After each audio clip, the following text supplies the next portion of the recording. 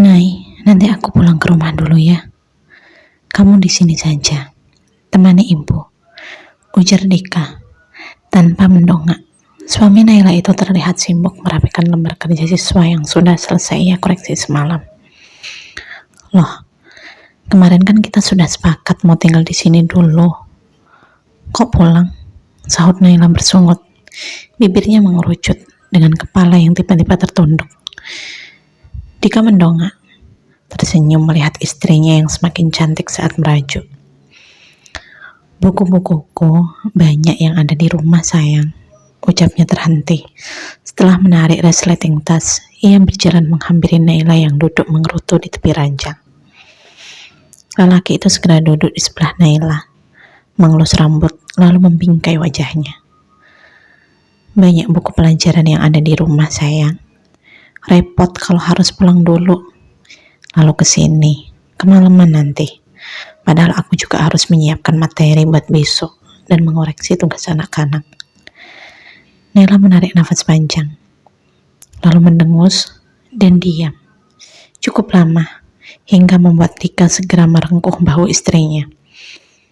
Aku tahu, kamu tak bisa jauh dariku, ucap Dika menggoda, memaksa Naila mendongak menatap dengan merapatkan kedua alis.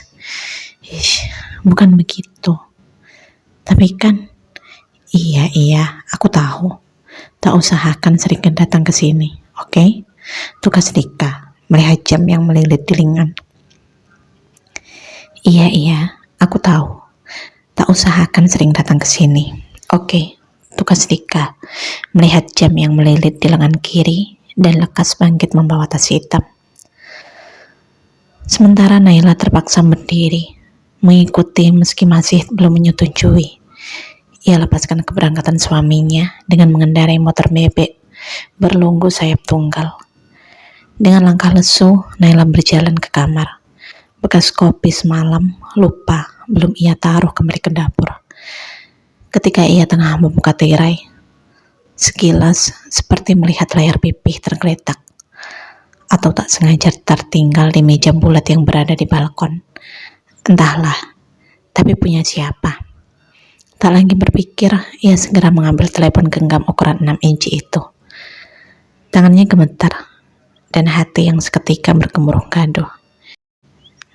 Ia ingin membukanya, namun tak bisa, karena si pemilik sepertinya sengaja memasang pola. Dengan tangan mengepal, Naila nampak menggigit bibir kuat. Ia ingin menyangkal, tapi tak bisa, karena memang hanya dia dan Dika yang ada di kamar ini. Jika bukan miliknya, sudah pasti itu milik Dika, suaminya. Lalu mengapa? Bukankah selama ini kejujuran adalah komitmen hubungan mereka? Dok, panggil ibu, bersama suara ketukan pelan.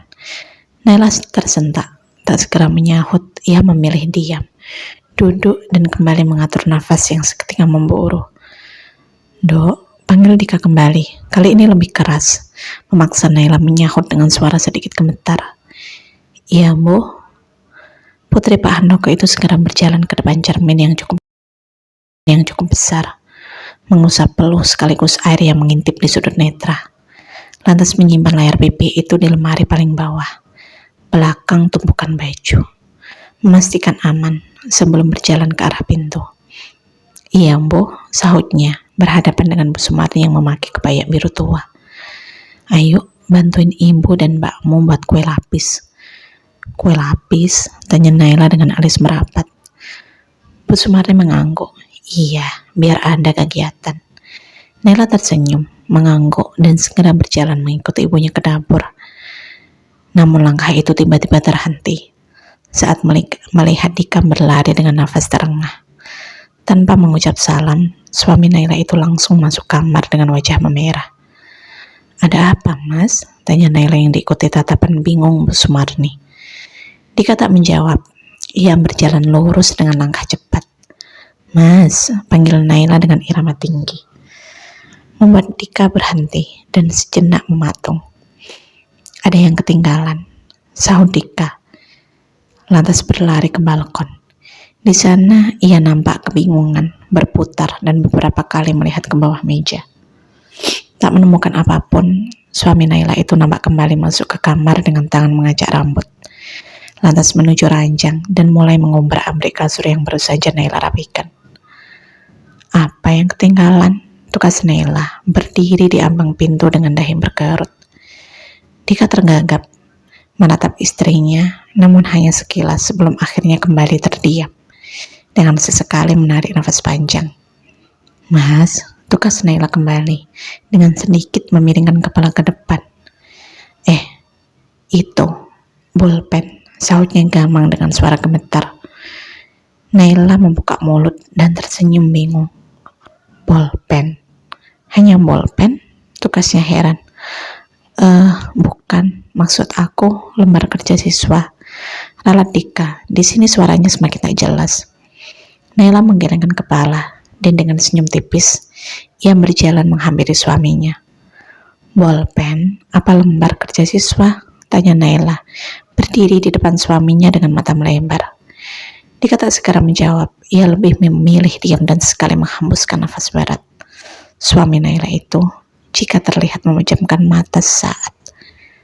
Nay? Iya, sahut Naila ringan. Tidak, sebenarnya ia hanya mencoba terlihat tenang. Di sekolah, kemarin aku sempat menyita handphone salah satu murid. Karena memang peraturannya tidak boleh membawa HP ke sekolah. Warnanya ungu, ukurannya sekitar 6 inci, dan softcase bening. Apa kamu melihatnya tadi? Tanya Dika. Meski tengah gundah, kalimat itu tetap tersusun rapi. Cerdas memang. Pantas di usia yang masih muda bisa menjadi guru favorit. Naila menggeleng dan membalas tatapan suaminya dengan alis merapat. Tidak, Mas. Aku baru saja selesai beres-beres kamar dan tidak melihatnya. Apa mungkin ada di tas? Tukas Naila menatap Dika sebelum akhirnya mata itu berkedip lambat. Tidak ada, tadi aku sudah mencarinya, sahut Dika dengan mengetuk-ngetukkan jari ke meja. Sesekali ia nampak mengamati istrinya dengan seksama. Tak percaya sebenarnya jika Naila tak menemukan. Tapi ketenangan itu, jika iya, bagaimana bisa istrinya setenang itu? Di jok motor, tukas Naila kembali. Dika menarik nafas panjang dan dengan jelas ia menjawab pertanyaan istrinya. Gak ada juga, Nay. Naila diam, lembut mengelus lengan suaminya. Ya sudahlah, Mas. Berapa sih harganya? Ganti aja yang baru, ucap Naila ringan. Berjalan menjauh, kembali merapikan kasur yang berantakan. Dari balik punggung Dika nampak kebingungan dengan sekali menarik nafas panjang. Sebelum akhirnya duduk dan berucap dengan sangat pelan. Bukan masalah bisa diganti, tapi ini kan tentang tanggung jawab. Bagaimana bisa seorang guru menghilangkan handphone siswanya? Naila tersenyum tipis. Hilang dan mengganti dengan yang baru, itu juga wujud tanggung jawab. Sudahlah, coba saja dulu bicara dengan muridmu. Insya Allah, dia pasti ngerti, sahut Naila lembut. Sementara Dika masih tertunduk diam, hingga akhirnya Naila menghampiri dengan senyum menenangkan. Cukup hadapi, dan semuanya akan baik-baik saja. Bukankah kau sering bilang seperti itu saat istrimu ini sedang dalam kesulitan? Dika mendongak, menatap istrinya dengan tarikan nafas panjang. Terima kasih, sayang, ucap Dika, yang dijawab Naila dengan anggukan kepala.